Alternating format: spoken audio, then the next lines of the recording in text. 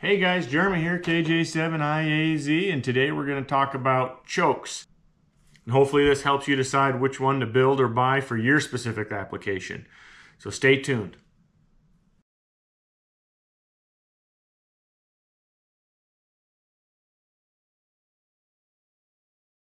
So there's basically three different types of chokes that we could pick from. So you see here we've got a toroid with some coax wrapped around through it. That's one way to do it.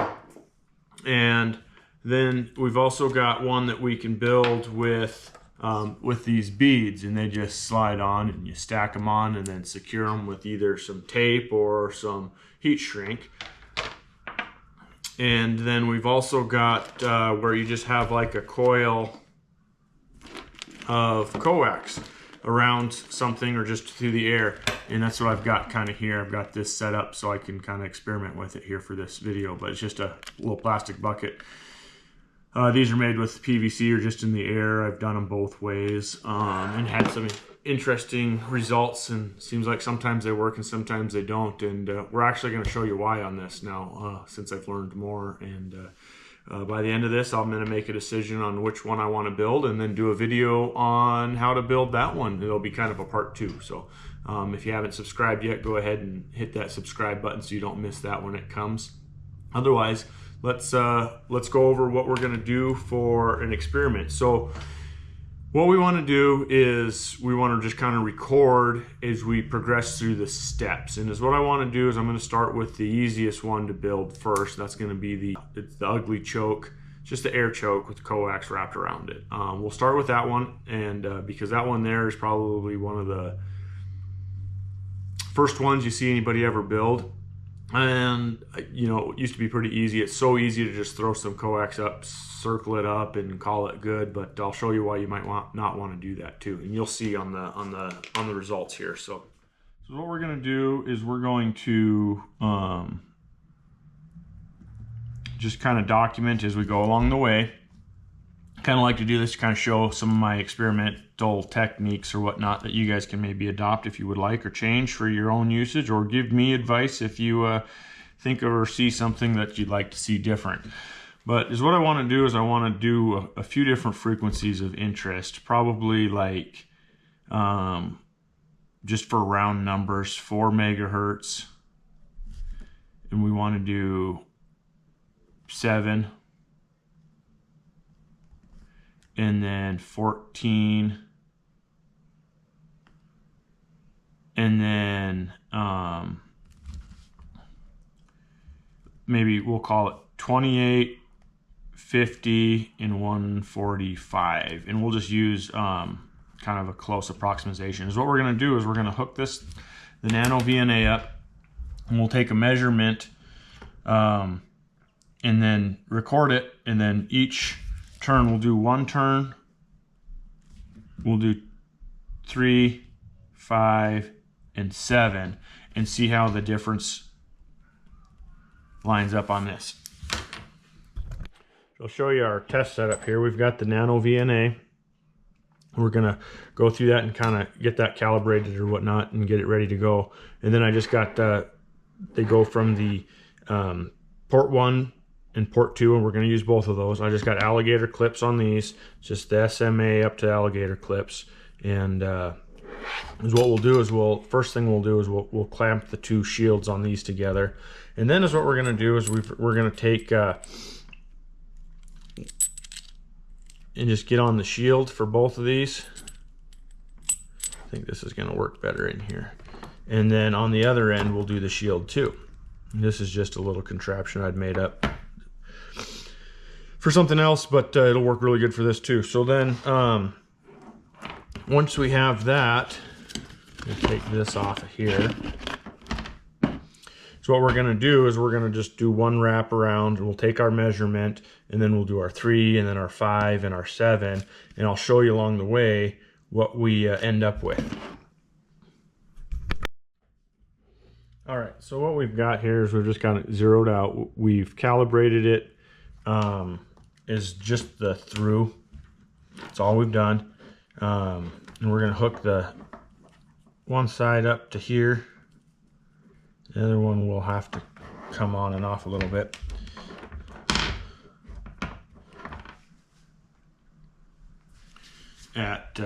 We got to read it at our levels here.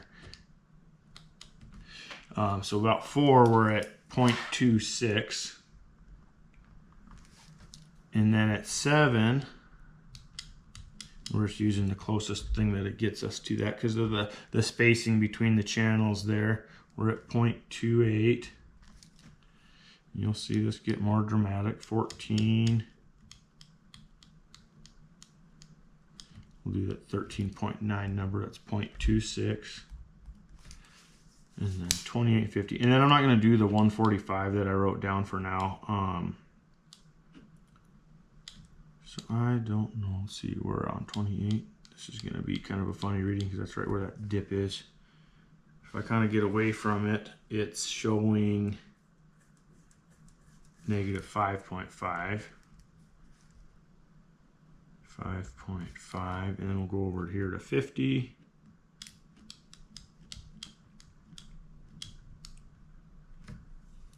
And we're at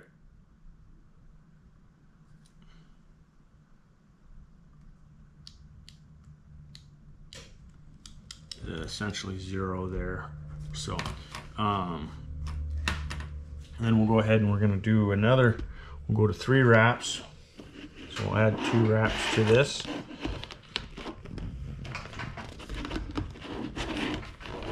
Tidy it up as best we can.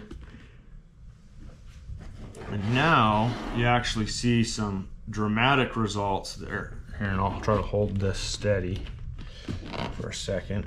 I don't know, my hands are going to make a difference, but that's staying pretty good. You've got that. You got a pretty dramatic chart now. So let me see if I can get my readings on that. So we'll go backwards. So at 50, we're at -7. And then go to 28.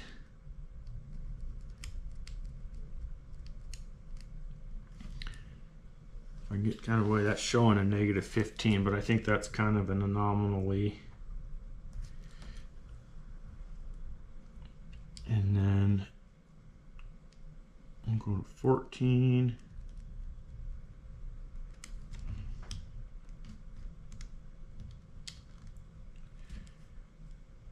-2.1. And then 7.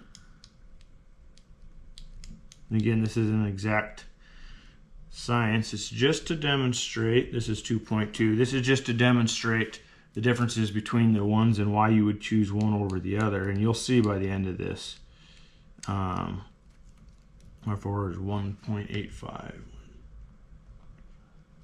So let's add 2 more wraps and do it again.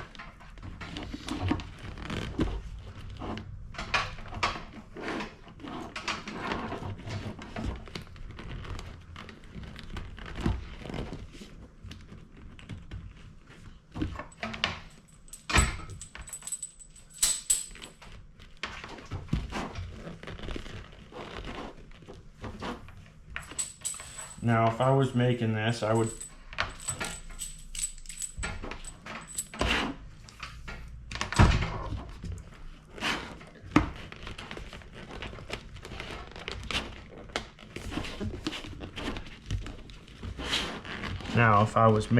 to keep, I would be testing this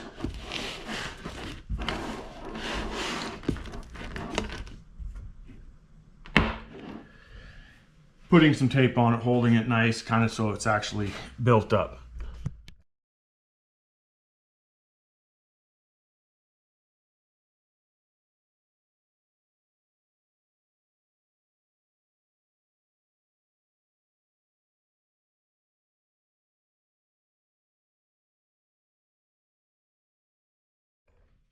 So what does that mean? Well, so what it tells me is that there's certain frequencies that this size and this many wraps will do good for. One of them being 14 megahertz, 24 dB down. This would be a great choke the way it's built here. You know, of course, we'd want to clean it up and tighten it up and whatnot too. But like, again, I've said it a couple times, we're just trying to get close to kind of see what's going on with some of this stuff. And these are really easy to build. Get it unhooked here and then show it to you. You really just are just wrapping your coax. You already have the coax in the feed line, so it's super easy to build a choke this way. You just have to be really careful about what you're doing. Definitely not an all band choke. You could definitely build one of these for one band if you're building, for instance, this one here seems to have great characteristics on 14. 7's good. 28's terrible. I don't know what's going on there, but it's showing it's actually increasing the signal somehow. Somebody smarter than me needs to comment in the comment section and explain that one to me. But 4 megahertz at 7 dB down. It's not a huge number there, but it's something. So I mean, if you were doing, you know, 80 meters and 40 meters and 14 or and 20 meters, it would probably be all right. It would get some of that common mode off there. But I think there's some better ways to do it. So let's keep going. The next one we want to do is just taking the toroid, and you've probably seen these. You make transformers and stuff out of them and whatnot. But this here is just a 61 mix. It's a 240-61. You'll see the kind of the implications in the use case for that. There's 31 mix is really good for common mode. It just really depends. This is what I have laying around, and again, it's just to kind of show you what can happen. So we're going to do the same thing with our stuff. We'll use the same numbers. This is with the toroid. We'll do that 4, 7, 14, 28, and 50. I'm going to skip the VHF, UHF because it just it makes the nano VNA too wide and it's hard to get in there. But we can always go back and put a smaller frequency or a frequency range around that and look at that too. But right now we're going to concentrate on HF, I guess. All right now we don't have anything. We got it calibrated. I just did a through calibration, zeroed it out, and I'm just going to slide this in there, hook it back up, and see, that's just in there. One pass through, and again, I got to write these down. We'll do 1, 3, 5, and 7 turns. And nice thing about these is you can get quite a few more turns through them than you do beads and stuff like that. But you'll see here what kind of happens. So let's do 4 megahertz. We're at 0.26 down, and 7. We're 0.61. And 14, we're 0.12, 1.2, excuse me, 1.2, and then 28,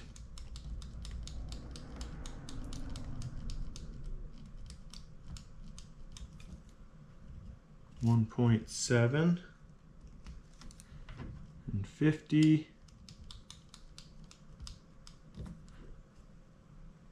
2.4. All right, so let's get this pulled apart and we'll do 2 more passes through here. So that's just a start.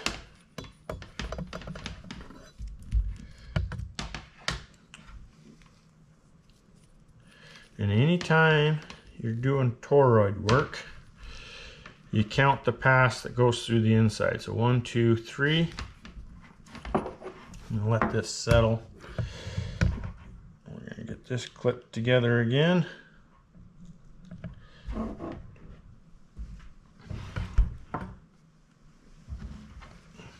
Let's see if I can show you guys a little better what it looks like now. Of course, my hand's in there, so it could vary a little bit, but you get a little bit less variance on these. So I guess let's start, we'll go backwards. We'll go to the 50 again.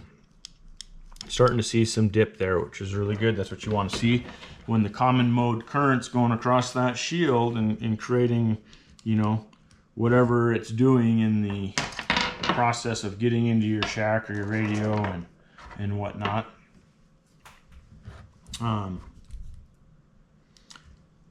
We want to just get rid of that. So So we're at -5, so 5.3, and then if we go over to 28, 11.5. So you can see already it's quite a bit more dramatic drop, and that's just with a couple wraps. So I would assume we're going to get 7.3. We're going to get some better choking on this, right?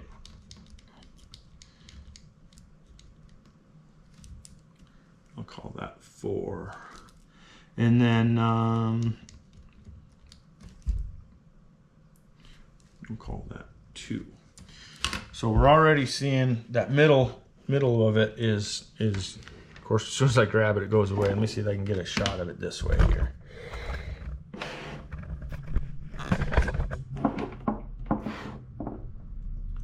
Test. So we're starting to see a little bit better response there. We're going to go ahead and add some 2 more wraps to it.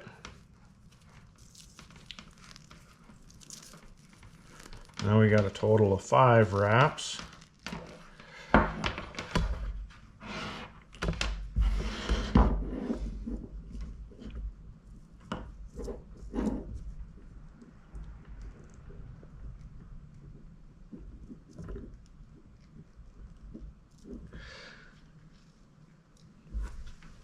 And our 4 is 5.8. 9.2. So we're starting to see a pretty good, get this up here, dip. I'll show you this here. Let me get these wrote down. We got a 14, and then 28. I'll call that 18. So we're getting a lot more choking capacity here. It's you know, all across the board with this toroid. 6. Get a shot of this a little better here. So now you can really see it. They're starting to get to where it's a V there. You know, you can see it. It's dropping all the way across the board, but right around that 14 mark, we've got really good response there, what we're looking for. So we're going to add 2 more.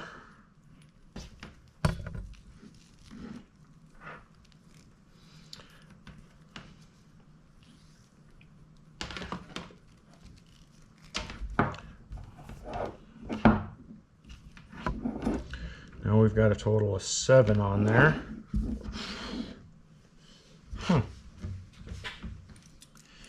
Now we've got a problem. At 15, we're at 1.7.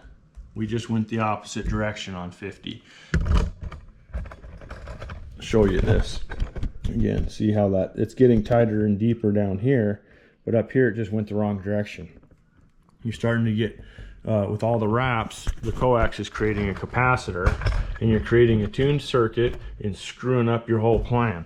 But it's kind of magic, right? You would think that the more wraps, the better. It's not always the case. It could be better for a certain area, but not all of the areas. So there's no right or wrong on it. It's just a matter of understanding and knowing.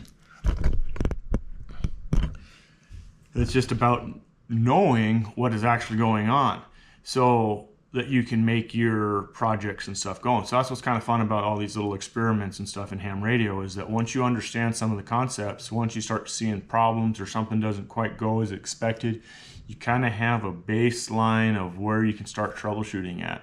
And there's very few people out there, if you go to your ham clubs and stuff, that will tell you this kind of stuff. But that coax is creating a capacitor, and it's wrecking havoc.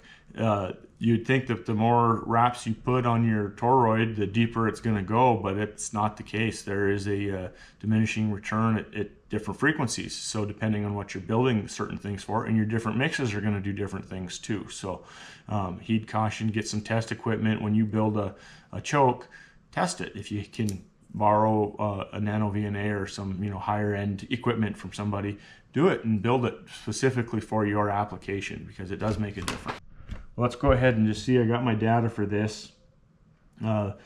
Basically 7 and 14 and 18 are really responding good, but I want to just go ahead and wrap as many as I can on this and just see what it looks like.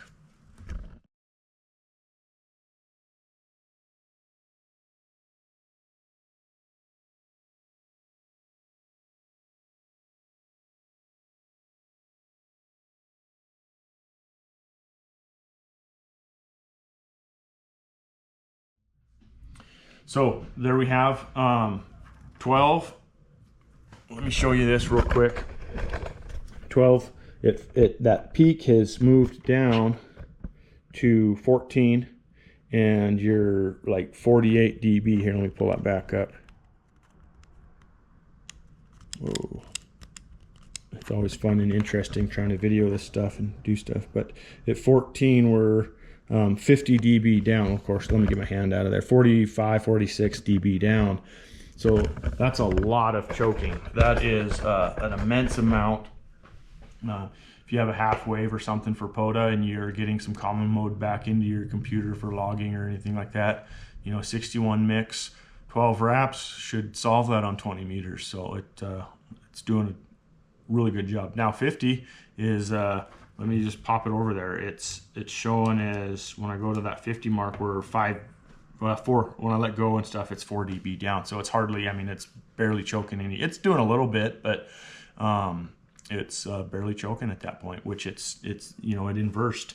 So it's no better than 3 wraps. Actually, 3 and 5 wraps were better than the 12 wraps. So it's almost like when we went just straight through it, that was 2.4. So it's about twice, whatever, there, but definitely less than 3 and 5 wraps. So the more is not better, always. All right, so we're hooked up. We got 1 bead on, and our nano VNA at 50 is showing 1.2. So I don't know if that's positive, but not sure why it does that. Again, if you're smarter than me, I guess, go drop a comment on why you think that would be. It's probably just something user error with the test equipment, whatnot. But our 28 mark, we're 1.5 down, and our 14 meter mark, we're 4 down. Just using kind of round numbers, not being exactly scientific, but 7, we're 5.3 down. And let's go over to 4, 5.4. So we'll get another bead on there. Another 2 beads, I guess. We'll do it every other odd number here.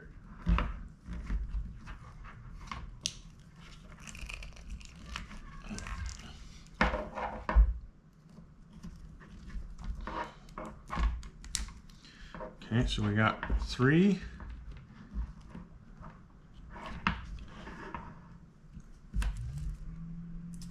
At that 4 mark, we're 11.8,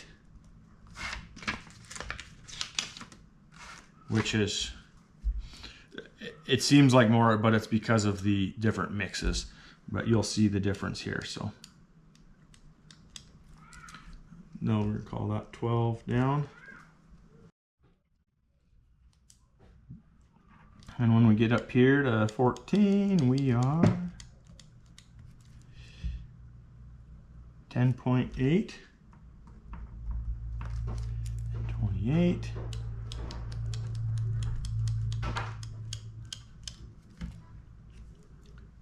8.5.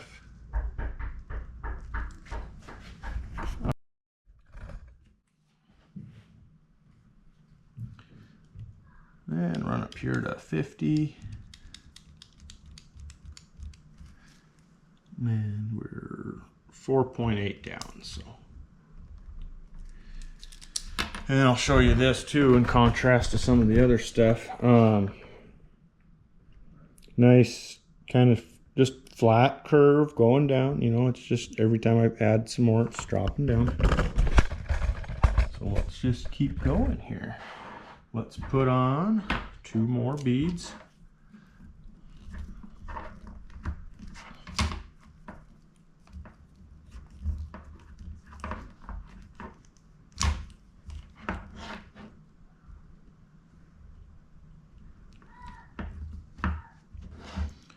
Now we'll go backwards. We're down 8 at 50. Oops, I went past it there. We'll go to 28. We're down 12.4.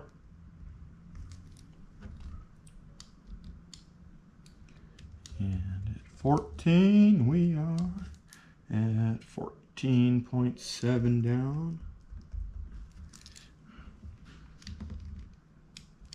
7, we're 15.7, and over here to 4, we're 15.6. All right, so I'm going to put the next 2 on.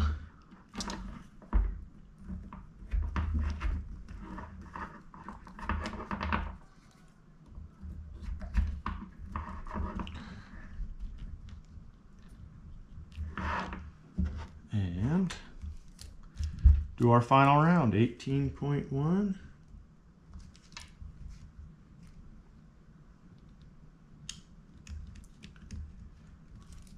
18.3.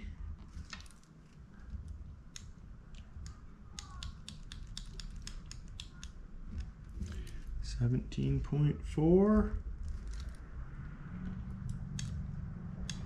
Higher frequencies. 15.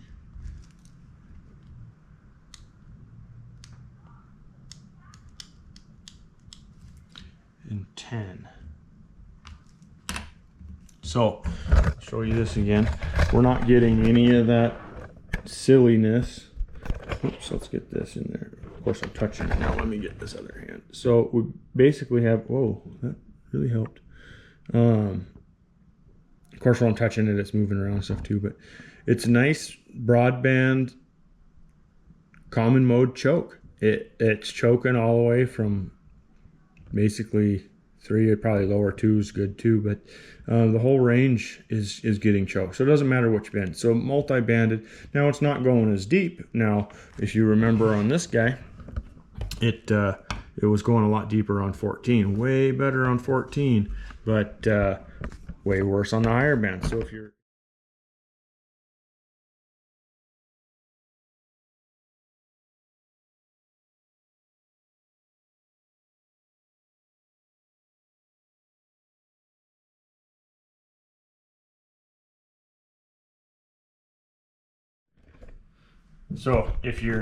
switching bands and stuff a whole lot, this style probably makes sense. If you have a portable operation or something and you just need something easy to slip on and go, just put the appropriate ends on the end of it and you got a nice common mode choke. If you have a home station and you're having a terrible time on 20 meters, every time you key up 20 meters, everything in your house goes crazy. Maybe you build one like this and kind of custom build it and measure it and just keep adding it until you get that sweet spot for where you need it to be. If you're transmitting on 20 meters, build something like this for 20 meters if that's where you're having a problem. If you're trying to get some of that, if you got an end fed or something like that, that requires some of that coax, that feed line. If you have an end fed or something that requires some of that feed line is a counterpoise and you want to put it a little further back, you could build something like this or something like this and really just customize it for what your specific application is. But I'm going to build some of these because I don't have a specific application. I just want some common mode choke. One of my favorite antennas is an end-fed half wave. I've done it this way. I have yet to do this, but with some little bit of research and stuff, I found out that this is the way a guy wants to go. It's probably why these are so popular on the commercial market, is probably because they work really good for a wide range of stuff. You're never running into that situation where you're like, man, it just doesn't work on this frequency for some reason. Well, you've seen that in this video, that sometimes that stuff can choke down a little bit and then all of a sudden it goes up while this is going, and you're getting that coax lined up next to each other, and you're building a capacitor, essentially building a trap more than a choke. So it's just part of the physical characteristics of RF and the materials that we use. It's not something you can really avoid. You just have to know what's going on with it. If you need to experiment with some different mixes, do that. Every application is going to be different. And if you look at the toroid mixes, they kind of give you a pretty good indication of what frequencies and stuff they work good on for what different applications and stuff like that too. But this video isn't designed to go teach you everything about this. I just wanted to show you the different kinds. I set that other one aside. And quite frankly, if you can avoid using the other one, avoid it. If you can't avoid it and you don't want to spend the 15 bucks on a toroid or whatnot, and really 30 bucks, and then, you know, probably $10 shipping, so you probably got 50 bucks in, because you want to build one of these for each end of your, you know, you want to build one at your antenna and then put one at the back of your, where your antenna comes into your transceiver too, because then you'll choke out everything from both ends and you'll have a way better time doing ham radio. So, with that, drop some questions, comments, concerns down below. I know it's not always a perfect video, but it highlights some important aspects of things that you can run into, and I enjoy kind of showing some of this stuff. I enjoy learning this stuff. I enjoy experimenting, and I enjoy all this stuff. So if you like doing that kind of stuff, if you find this video interesting, excuse me, please subscribe, and then join us on Facebook too. I got a Facebook page going. It's a little easier to chat and message and share ideas and pictures and all that kind of fun stuff that Facebook's good at, that you can't really do on the YouTube community section aside from the comments. So check it out. Stay tuned. Make sure you subscribe for another video. I'm going to build one of these coax chokes with the ends and everything like that to add to my bag of tricks. So thank you so much for watching. 73s. This is Jeremy, KJ7IAZ, for Ham Radio Insights.